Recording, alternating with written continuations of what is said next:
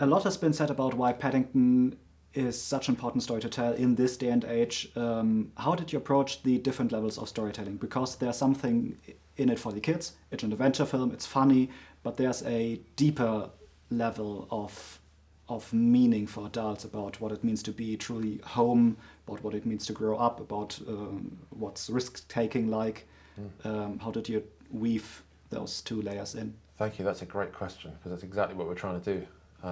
Yes, well, the other two films did that so beautifully that we had a strong guide as to how many layers we should try and weave together, and our great writers, James Lamont, John Foster and Mark Burton, had given us a great script, and then it was my challenge to try and execute that in a way that didn't whack these messages over your head too obviously, and you know, there was a great deal of crafting in the edit as well with our editor Una.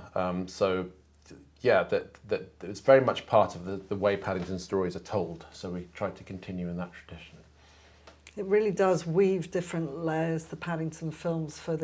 It's a love letter to cinema, full of references for cineasts, and then playful slapstick for kids, and you know, hopefully a lot of lovely emotional family storytelling as well. You know, I think in particular a lot of mothers particularly relate to this film. They really enjoy the incipient empty nest that Emily Mortimer's character Mary Brown is going through, and trying to bring the family together, is fearing that they might be drifting apart, but then discovering how, you know, how you can be together and apart. And the film is all about keeping all the balances between where you're from and where you belong, and home is where the heart is. Sure. I rarely recommend films to my mother, but this one might be it. Yeah. Oh, thank you. Please note that headwear is not permitted.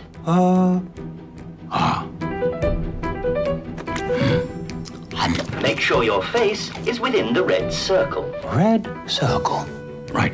Commencing photos in 3, 2, 1. No, wait! Do you remember what your favorite scene was to shoot? Because there's a lot of action sequences in this, a lot of comedy, great timing from Olivia Colman. Yeah. Well, Olivia's scenes and Antonia's scenes, and well, all the cast scenes were great to do, because they're all just fantastic performers. You know, Hugh and Emily's scenes together, and Sam and Maddie's scenes together were so good. I particularly enjoyed shooting Olivia and Julie Walters together, because two icons of British cinema together for the first time on screen was quite something to witness, and yeah, it was wonderful to feel like we were capturing that on film. And then Antonia was fantastic to shoot with. Oh, what a handsome boat. Hola! Smooth, strong, easy on the eye, and that's just the boat. Voila! Especially some of the more physical stuff, because he was so game for that.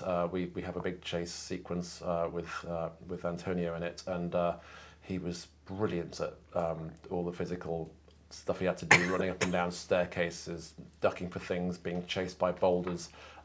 Yeah, there was a lot to enjoy in the filming, although it was quite exhausting. Long days in Peru, sure. And Boreham Wood. Paddington, obviously based on the legendary books by Michael Bond. Sure. Do you remember when you first came in touch with the bear? Did you read the books as a kid, or? Yes, I had the books as a child in the 70s. I also was a big fan of the Ivor Wood animated series with Michael Hordern doing the voice, which was a beautiful animated series in the late 70s, early 80s. It had a lovely, lovely, gentle quality to it, and it was a really interesting technique. They used a stop frame puppet in front of two-dimensional drawings. It had a lovely quality to it. So, yeah, that would be my first experience of Paddington, and then various friends had Paddington toys as well, although I never had a toy, but it's nice that eventually I managed to kind of play with a bigger version of a toy in making a film. That analogy works, probably not. I think so. And for you? For me, I read the books as a child. They very much stayed with me. I thought the originality of this talking bear in London just never left me. A bear on the underground, a bear on a bus. I just loved this odd, surreal thought. So many years later, when I joined Heyday Films and we were looking for family films, I thought, well, we should look at this wonderful bear walking around London. And so we went and met Michael Bond and formed a relationship with him. And here we are many years later, and it's been a lovely, joyful ride. This will be fun. I can show you where I'm from. Well, we wanted a holiday to remember.